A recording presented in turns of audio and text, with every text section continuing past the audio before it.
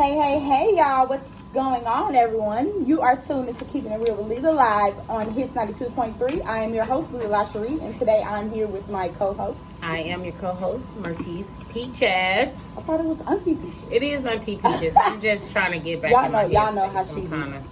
Y'all know how we do. Every week is something different. What we are not is... I've been taking care of business all day today, so I've been in my business mode. Hey, we on 3 cameras around here, so right, yeah, we don't see you in one of them. I've been in my business mode today. You've been in your business mode? What you been doing today, girl? Everybody knows that I'm starting my nonprofit, which is called Parks Place. Okay. And it is a nonprofit halfway house for men, correctional, coming from the jailhouse into society. We're trying to help them get back into society because our men out here are broken, and we are trying to get them whole again. So it is a place for broken men where they can become whole again. Yes. So I've been taking care of that, so look out for that. Right, and I'm excited because y'all know every adventure that both of us go on, we are both going to be a part of it. Or, yes, keep it in the family. Get that bag in the family. Yes. We are, most definitely. You got to start with family and friends. And if they motherfuckers don't act, if them motherfuckers don't act right, then you got to move on to the next. But yeah. Some family friends, because everybody can't. Well, the ones family, that you know, right, it's going to act. And right. friends sometimes will mess your whole ass business up, okay? So, look, you like, I'm over here like, woo. So I got this waist trainer on, and I'm like sitting up straight, like, woo, woo, woo. If you are, for those of you who are on our live, I did decide to go live tonight. This is part 2 of last week's episode. When is enough, sis? Let that nigga go. Both of part 1 and part 2 are both on our YouTube. So make sure that y'all follow us on YouTube. Like, comment, subscribe, share, all that good shit at Keeping It Real with Lila. And last week we just basically we both shared an experience that we both had. She shared an experience on part 1. I shared an experience on part 2. This week we are going to give advice on the situation. Last week we did not. We pretty much just touched bases on it. This week we decided that we're going to do a part 2 of it. So it's actually going to be broken up in 4 parts on YouTube because we're going to do part 1, part 2. Well, not going to do. I already posted part 1 and part 2 of when is enough, sis. Let me then go from last week. So this week, it just depends on the day. 2 different times. I will go ahead and post part 3 and part 4. Right. For some of you guys, I didn't post I didn't go live on my Facebook. So basically, just to catch you guys up on our topic, when is enough? Let that when is enough, when is enough says let that nigga go. And more so, it ain't always about the nigga. It's just when you gonna let him go. Okay, we want to clarify that. But for our sisters, or her or her, we already know. Y'all know what it is. But anyway, there's different things on how you can be enough is enough. You know what I'm saying? Right. You could be in a mental abuse relationship. And of course, outside looking in, people like, I would never. I ain't about to deal with that. But you never know until you get into those situations. And it's easier said than done. And for me, my partner, some years ago, I've been with this guy, for a situationship for about 6 years. And then, man, he ended up having a baby on me. Okay. However, it was a mistake that happened.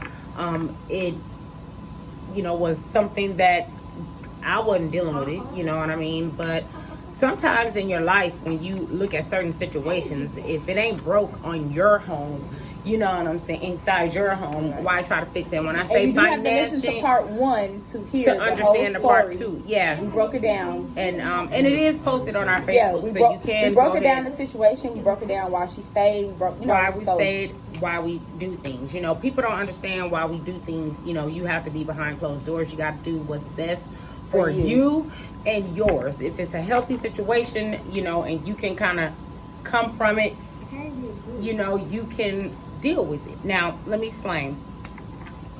He had the baby, and of course it was a simple mistake. Boom. But the more that it went on, you know, and I was done, you know, people sometimes change.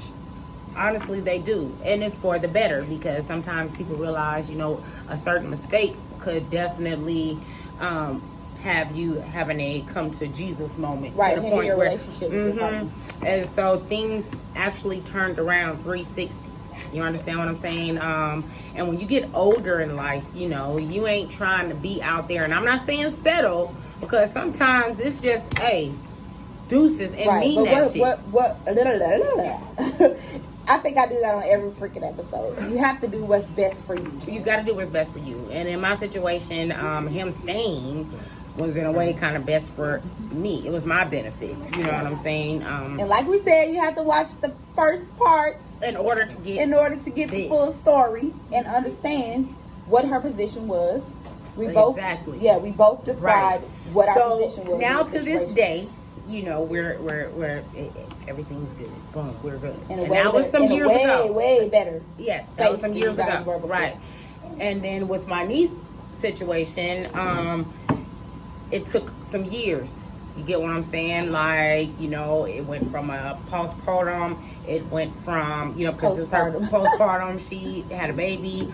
And sometimes women, you know, they get into this, you know, this depression to where they don't want, you know, right. They're not, it's called postpartum depression, right. Ladies. And to where they're not, they don't have the affection for the partner, or, you know, they don't want to be touched, or some of them don't even want to deal with their own child. Baby. Right, exactly. So it's just like that situation, you know, sometimes the men don't even understand that. So they're in their in our situation, or my situation, which was our situation at the time, neither one of us understood. Right. So sometimes the men will turn to somebody else, and especially in work and all that type of stuff, because, you know, you're around somebody most of the day, and then you end up feeling the voids that you're not getting at home, and you know what I'm saying? And then boom, here go a relationship. You know, now you're having feelings for somebody else, and this was her situation. And like they say, a shoulder to cry on is a person to ride on. Exactly. You know how that goes. So with that situation, that in part two. They tried to make it work, but it was already too late. You understand? So then it became, you know, with that situation, she didn't leave, but it took one little thing for her to get the light bulb to come on. Like, right. And like I explained before, it was not even about her, right. It was I ended up walking away because of finances. Responsibility. You know, when you stop being responsible or realize he never been responsible. I mean, hell, I can win for lose. I can't win for losing. Exactly. With you. Or, you know what I'm saying? People say it's I could do bad by myself, but I could do even better by myself. You understand what I'm saying? So those are the situations. Either one of those situations is a reason for someone to say that's enough is enough, sis. Let that nigga go. Right. But at the end of the day, you still gotta, you know, weigh out your situations, and you gotta love yourself more. Exactly. You have to love yourself more. You gotta love yourself. And what I learned after being in an abusive relationship for years, like we say, it's not always physical. It's mental. It's verbal. You know, mental, verbal, physical. Is there another kind? Mental, verbal, physical, emotional, spiritual. It's a whole bunch of different kinds of abuse. But what we learn, like we say, you know, from both of our experiences, from life experiences, from dating and all, and just even with people that we know, you have to do what's best for you. You can't listen to your family, your friends, and it's hard to go through a situation and not talk to your family and friends. It was crazy because when I went through that situation, I didn't talk to my family or friends. The worst it got, where it became to the point where we couldn't hide it, is when we started getting into it around family and friends and the fighting, and we couldn't hide it anymore, and everybody was trying to figure out what the hell was going on. I remember us getting into an argument, and I said what I said, he said what he said, and at the time my friend was there, and she was like, bitch, what the fuck, like, wait a minute, I didn't know nothing about it or whatever. Right. And she was like, you know, you've been going through this for 2 years without saying nothing to nobody or nothing. And I was like, well, you know, not saying nothing to nobody, because I had told her the suspicions in the beginning. But once I found out and I knew I was staying, it was no point in telling my family or telling my friends, because I didn't want to hear nobody's mouth. Nobody else was there with me. Nobody else If I felt like if I'm at home alone in the bed crying sad at the end of the night, ain't none of y'all motherfuckers gonna be there with me but me. So I had to leave when I was ready to leave. And one thing that several of my friends have always gave me a pat on the back for is when you ready to go, it ain't no coming back. It ain't nothing they ain't never seen. R. Kelly said it. When a woman's fed up, right. It's nothing. But you what can I do try to about tell it. people is, I've only been in one back and forth relationship. That was my first love, and I was a teenager in high school. I didn't, no better. The fact of the matter is, when you walk away, you're supposed to walk away for good. No, my thing is, stay until you know for a fact it's time to walk away, and you ain't coming back. What's the point of going back and forth, back and forth, back and forth, back and forth? Especially when you have children. I try to tell women all the time, what we go through is what our children go through. Right. I went through, for those of you who have been following my story and paying attention to stuff, everyone knows I went through a major custody battle. It affected both my children. Still to this day, it affects all of us. And I watched my oldest son watch me suffer. And that was the worst for me. You know what I'm saying? And watching him, or just, when I was sad, it's like he felt my emotions. I didn't even have to I didn't have to be crying or saying nothing. And he's always, Mommy, are you okay? Mommy, are you okay? Mommy, are you okay? And it got to the point where he really noticed that Mommy was not okay. Right. Or more so, where's my brother? What the hell's going on? When can we do this? When can we do that? You know what I'm saying? And he was 5 when I first started this. So it was hard for me to explain what was really going on. Right. And then, you guys go back to, my shows, a couple of our shows back when we talk about generational curses. Again, when there are children involved, you definitely have to be careful of what you do and who you're doing it with and things in that nature. It's because if you're around something that's not healthy, if you have daughters, you teach them to be in something that's not healthy. Exactly. It's not always where you may have some that be like, I don't want to be like you. Right. I ain't about to have that going on. But at the end of the day, you still have to be careful. You understand? And you do have to talk to your children. Never think that their children is just too young to not understand. And they're not paying attention. Because trust me, they understand. But you got to be that voice, because they can't say the things that we can say. You understand what I'm saying? So you definitely have to be the voice for these children. And you have to think smart for these kids. You got to have them in a definitely healthy environment. And that's what I did with my children when me and their father, decided that this was it. We had to sit down and talk to our children because they were so used to being in a 2-parent home. Right. They were so used to us having a family foundation. But, when the fights came and the argument came, it was really, and we didn't get into physical altercations like that. It was just really bad arguments and, heated moments to where they still was scared. Exactly. Can't have them like that. So at the end of the day, in those situations, enough is enough. You gotta leave that nigga, right. sis. You got to. You feel me? Right. It ain't no thinking about that, because you got little ones that's looking up at you, and you gotta be protective of them. You have to. So, these are the things far that I can say. The advice that we have to give, because all of us have been in some type of mental or abusive relationships, okay? And most of the time, and I can't really say all of us, but a lot 90% of women knows what it is, okay? Right. And at the end of the day, and we don't only want to say women. I try to tell people that all the time. Men too, but we're women, so of course we're gonna. So we say women, but I do try to tell people all the time. I am a mother of 2 boys. Right. I am a sister. I am an auntie. You know what I'm saying? I am a cousin. I'm an auntie. Yeah, I can say I'm an auntie. Even though he's a baby. But still, he's going to eventually grow up and be, a boy and a man. All that other stuff. So I try to tell people, women, we're toxic too. And I really do feel like we are more toxic than men because we try to hide it. And to the world, people try to ignore that women are toxic. You know what I'm saying? They try to not really speak on it or really say nothing. It's always the man's fault. Everybody know the women. Look at Adam and Eve. Hell, her ass the one persuaded him to eat the apple, right? He didn't tell her to do it. Shit, he followed her move, and that's what it is.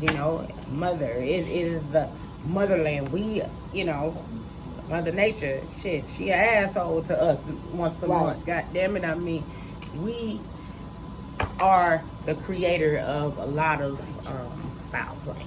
Right. But and it's and nobody talks about nobody talks about it. But anyway, at the end of the day, that'll be another topic of our show. Because men, we do have our strong black men. We do have your back in that nature as well. But to get back on topic of our advice that we have, I got lipstick on my teeth. Yeah, this red lipstick, we on this red lipstick thing. Yes. But to keep the topic on that, my best advice that I can give, I can't tell you guys when to leave and when to walk out of a relationship. Only you know when that time comes. You get what I'm saying? Right. When enough is enough, and that's our question. You have to ask yourself that. Right. When is enough enough? When do I let him go? You can't be scared to jump out on faith and live your life, baby, because you have to live your life for you. And if you have children, you definitely have to live your life for them. And it's not for that man or not for that woman, that got you in a very effed up situation. Right. And I would like to say, just reiterate on timing is everything. And I try to tell people all the time, I talked about my first situation where I should have walked away. Not going to go into a lot of details on my second situation where I really should have walked away. But what I've noticed lately, I think I had more so of epiphany this weekend. I had a really, really bad anxiety attack. And I was having a conversation with someone, and, she was just letting me know, you fucked up. And you allowed this person who you already know is a controlling person to take control of a situation, especially when it came to your child.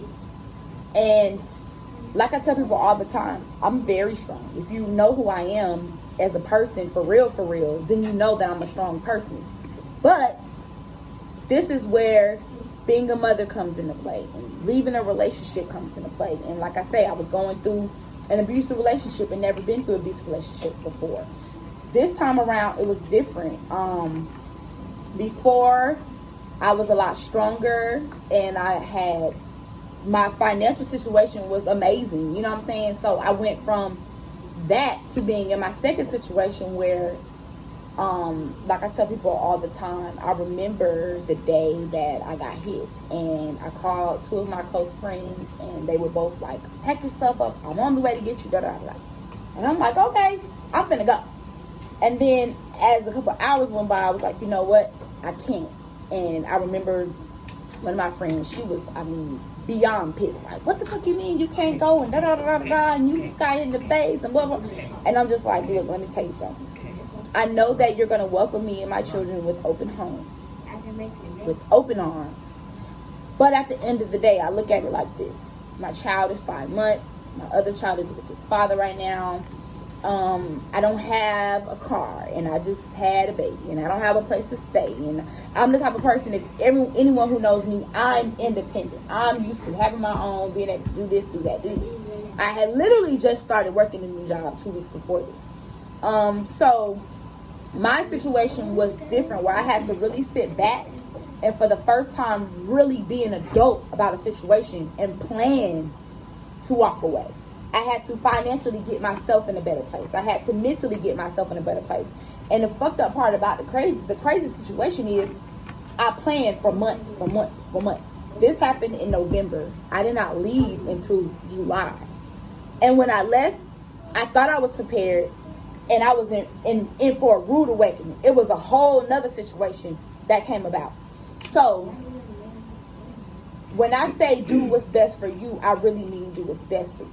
But also take account of the mental strength that you have to have in order to walk away from certain situations. Now, in her story, too, as I'm saying, she thought it for a long time. She, was like, auntie, from the day she got hit, she was just like, look, I'm gone. And she meant it. However, it was like, for me as her aunt, I had to be supportive because immediately she had places that she could have came. However, when outside looking in, I would have felt like you know, going through the situation with her, I was like, okay, because she's a very strong person, and I was trust her judgment to make that, okay, this would be, her plan would be okay. She thought it through. Boom, she did. But she did have to suffer a consequence because she thought it through enough to where, okay, I'm going to think that this is the safer place to leave her child, which it was. Don't get me wrong. But when you leave, ladies, and I'm telling you guys this, when you leave, you got to make sure you take everything with you. Right. You don't have, it's no better situation. Understand? You have to make that situation better for both of you guys when you both go. And like I said, I'm a very strong person, but I lost myself. I lost myself when I had to find myself. And now that I found myself, I found a whole nother person inside of me. But at the time, I was so mentally broken.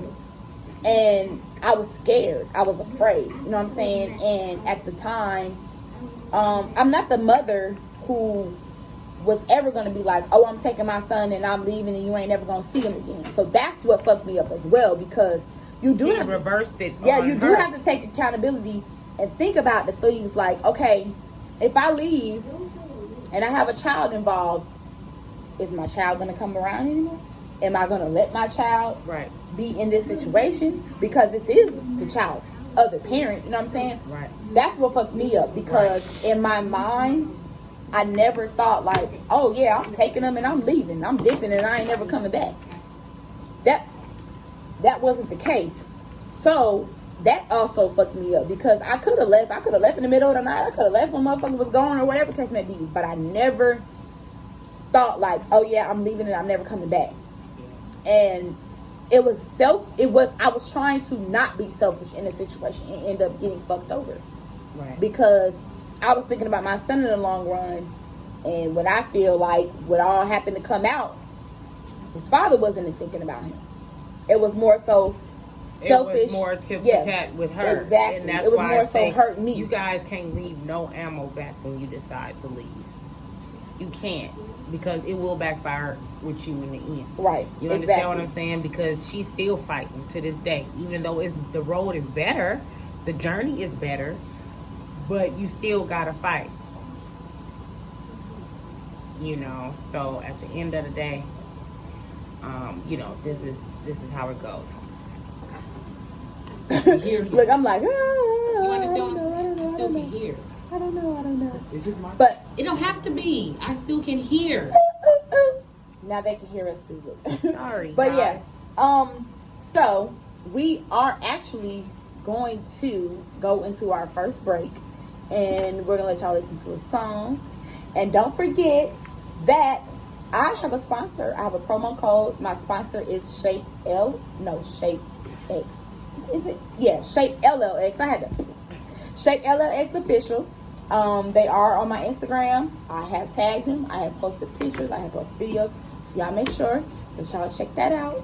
I have a 15% promo code that I will share at the end of the show. So if you are watching the full show, then you will hear the end of the show. But we're going to take a break, and we will be back. And y'all are tuned to Keeping It Real with Lita live on Hits 92.3. Throwing me off, I'm thinking the We mic don't on own the and everything. rights to this music.